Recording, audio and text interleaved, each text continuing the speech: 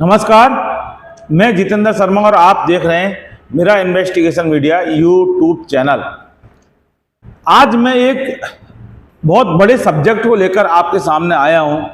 दोस्तों, मैं आपको बता दूं कि जब से 2023 की सफाई कर्मचारी भर्ती का सरकार ने आह्वान किया, विज्ञप्ति निकाली, उसके बाद से सफाई कर्मचारी भर्ती पूरी तरह से राजस्थान में तूल पकड़ने लग गई और माना कि ये भर्ती नहीं, वाकई एक बहुत बड़ा सब्जेक्ट हो गया और जिसको लेकर हर व्यक्ति के दिल और दिमाग में सिर्फ एक ही चीज बैठ रही थी कि भर्ती होगी तो कब होगी और सफाई कर्मचारी भर्ती में क्या किस को नियुक्ति निकलेगी, कितने फॉर्म भरो आएंगे और उसके बाद क्या चुनाव से पहले इस भर्ती को पूर्ण रूप से धरातल पर आयाम दिया जा पाएगा या नहीं। क्योंकि तमाम तरह के धरने, प्रदर्शन, आंदोलन, चेतावनी सरकार के खिलाफ ये करेंगे, हाई कोर्ट जाएंगे, रिट लगाएंगे,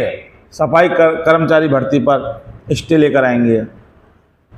और अगर 2023 की सफाई कर्मचारी भर्ती होगी तो उससे पहले 2012-18 की होनी चाहिए और 2012-18 की नहीं होगी तो कोर्ट में जाकर स्टे लेकर आएंगे। इसके लिए जयपुर सहित तमाम शहरों में, राजस्थान के में जगह जगह कई सारे आंदोलन वाकई देखने को मिले थे, हमने भी देखे थे और हमारे इन्वेस्टिगेशन मीडिया चैनल ने आंदोलनों को कवर किया था। कभी 100% सफाई कर्मचारी भर्ती सिर्फ वाल्मीकि समाज को होनी चाहिए और कभी कोई नेता आता है वो कहता है कि 2012-18 की ही बात होनी चाहिए, लेकिन शुद्ध रूप से वाकई किसी ने 2018-12 के वंचित अभ्यर्थियों की किसी ने बात नहीं की। तमाम राजनीतिक लोग आए, राजनीतिक रोटियां सेकने वाले सामने आए थे, बहुत सारे। हालांकि अब भी सिर्फ एक मुद्दे की बात करूंगा, चूँकि काफ़ी सारी बड़ा हो जाता है वीडियो, वो हम पहले काफ़ी दिखा चुके थे। कोई तो कहता है कि सिर्फ वाल्मीकि समाज का ही इस भर्तियों के ऊपर हक है और सिर्फ 13,184 की भर्ती है, सिर्फ यही होनी चाहिए, कोर्ट केस वालों की कोई बात नहीं करता। इधर कोर्ट केस वाले जो मूल अभ्यर्थी हैं वो हमसे बात कर करके बाकी काफ़ी दुखी थे कि जब तक कोर्ट केस वालों की बात नहीं होगी तब तक 13,184 यानी 2023 की भर्ती नहीं होनी चाहिए। लेकिन मैं आपको बता दूं कि लगातार इन्वेस्टिगेशन मीडिया 2012-2018 कोर्ट केस वालों की बात उठाता रहा है, राघव कमेटी की बात उठाता रहा है। और राघव कमेटी, वो जो राजस्थान हाई कोर्ट ने राघव कमेटी को नियुक्त किया था, राघव कमेटी के अंदर हो रही प्रत्येक एक्टिविटीज को हम लगातार बताते रहे थे और राघव कमेटी की कार्य प्रणाली पर भी इन्वेस्टिगेशन मीडिया चैनल यानी कि हमने भी बहुत सारे सवाल उठाए थे कि कभी बंद कमरे में नियुक्ति का खेल और राघव कमेटी क्यों नियुक्ति नहीं दे रही। तीसरी चीज़, राघव कमेटी आखिर हिसाब देगी तो किसको देगी और राघव कमेटी से हिसाब आखिर कौन लेगा। हमने तमाम प्रकार के वीडियो बनाए थे, राघव कमेटी पर सवाल उठाए थे। हालांकि हमने लोक अदालत का उदाहरण देखकर भी हमने एक वीडियो बनाया था कि जिस प्रकार से सरकार और माननीय अदालतें लोक अदालतों का गठन करके और ये तय करती हैं कि इतने केसों का इस लोक अदालत में ये केस आए हैं और उसके बाद जब अदालत खत्म हो जाती है उसके बाद अदालतें मीडिया में आकर ये बताती हैं कि इतना केसों का निस्तारण हो गया।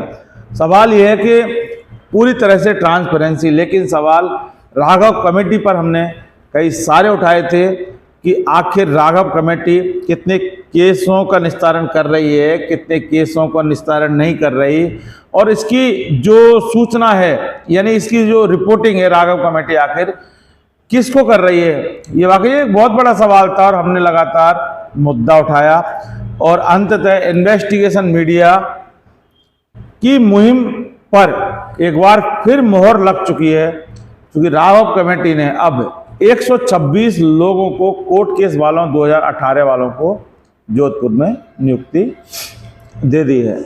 जी हाँ, आप बिल्कुल सही समझ रहे हैं। अब मैं आपको बता दूं कि 2018 में सफाई कर्मचारी भर्ती के दौरान यानी किसी भी कारण से या अनेक कारणों से जो अभ्यर्थी वंचित रह गए थे और वो वंचितों को आज मतलब कल नियुक्ति पत्र मिले हैं और 126 कर्मचारी हैं जो कि 2018 से और आज 2023 यानी पूरे 5 साल हो गए। 5 साल से वो दर दर की ठोकरें खा रहे थे, भटक रहे थे, लेकिन आज उनके घर में खुशी का माहौल है। उनको सरकारी नौकरी का पन्ना मिल चुका, नियुक्ति का पन्ना मिल चुका, लेटर मिल चुका, नियुक्ति पत्र यानी अपॉइंटमेंट लेटर मिल चुका। महापौर उत्तर जोधपुर की कुंतर परिहार ने इस पूरे मामले को लेकर यह कहा था कि देखो, लॉटरी में चयन तो हो गया था, लेकिन विशेष किसी भी कारण से यानी कोई भी कारण हो सकता है उससे ये रह गए थे वंचित, जिनको आज नौकरी मिली है। और मैं आपको बता दूं कि अशोक गहलोत जो मुख्यमंत्री राजस्थान के, उन्होंने काफ़ी गंभीरता इस पूरी भर्ती के मामले को लेकर दिखाई थी। और जब मामला कोर्ट में केस में गया था तो अशोक गहलोत सरकार ने ही राघव कमेटी का गठन किया था और राघव कमेटी ने फिर ये आश्वस्त किया था कि दस्तावेजों की जांच होगी और जो जांच होने के बाद फिर अब जो सही पाए गए और नगर निगम उत्तर और दक्षिण जोधपुर में उसके बाद 126 सफाई कर्मचारियों की नियुक्ति राजस्थान के अशोक गहलोत सरकार ने जोधपुर में कर दी है, यानी राघव कमेटी ने। दोस्तों, अब 126 सफाई कर्मचारियों की जब कोर्ट केस वालों की भर्ती के लिए अब जब नियुक्ति पत्र उनको मिल चुके हैं, उनके घर में खुशी का माहौल हो गया है। बहुत अच्छी बात है, मिलना भी चाहिए और खुशी होनी भी चाहिए। लेकिन और हम ये बार बार ये कह रहे हैं कि हमने लगातार हम पूरे सफाई कर्मचारी भर्ती 2023, 2012 कोर्ट केस वाले 2018 की हम लगातार पर्सनल भी वीडियो बनाते रहे हैं और लगातार इन लोगों की ओपिनियन लेकर और तमाम तरह के ये जो जितने भी बेरोजगार युवा होते हैं उनसे भी हम बात करते रहे हैं। सामने सवाल एक आ रहा था कि अगर 2012-18 को अगर नियुक्ति नहीं मिली तो फिर 2023 की भर्ती है, इस पर स्टे लेके आएंगे। लेकिन सवाल ये है कि साहब 4,500 लोग 2012-18 कोर्ट केस वाले थे और मात्र 126 अभ्यर्थियों को आपने नियुक्ति दे दी राघव कमेटी।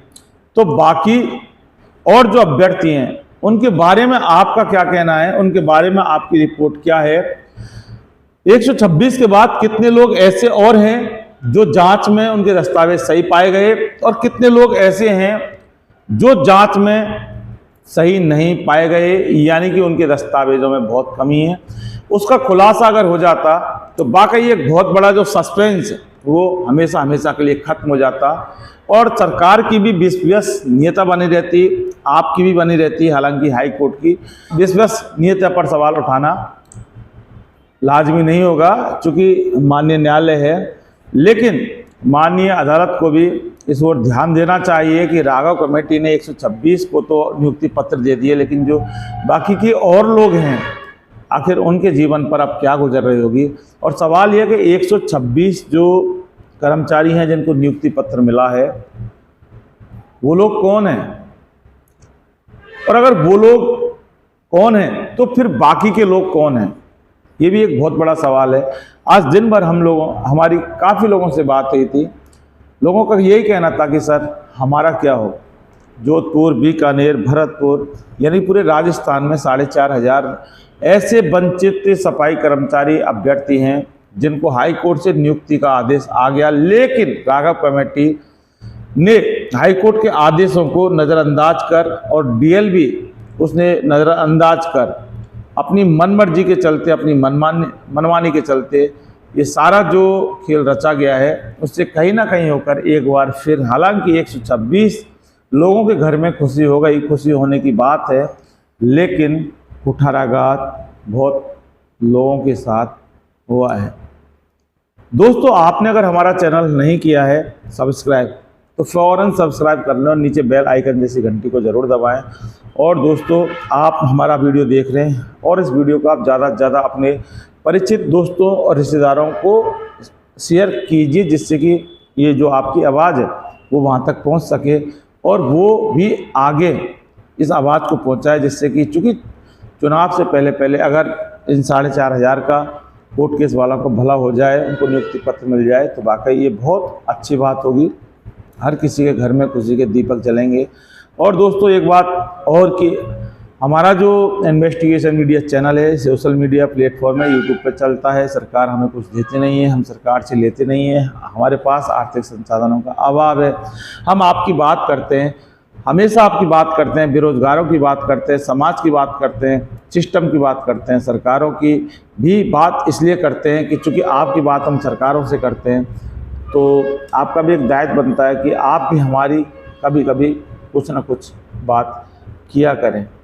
और इसके लिए हमारे चैनल को आपसे हम आर्थिक सपोर्ट और आर्थिक सहयोग की उम्मीद करते हैं। और आप दिन भर जो खर्चा करते हैं उसमें से कुछ कटौती करके आप इन्वेस्टिगेशन मीडिया चैनल को आर्थिक मजबूती दें, जिससे कि हम और मजबूती के साथ आपकी आवाज़ बुलंद तरीके से उठा सकें। हालांकि आवाज़ तो हम आज भी उठा रहे हैं, आप हमें नहीं दे रहे तब भी। फिलहाल के लिए बस इतना ही। नमस्कार।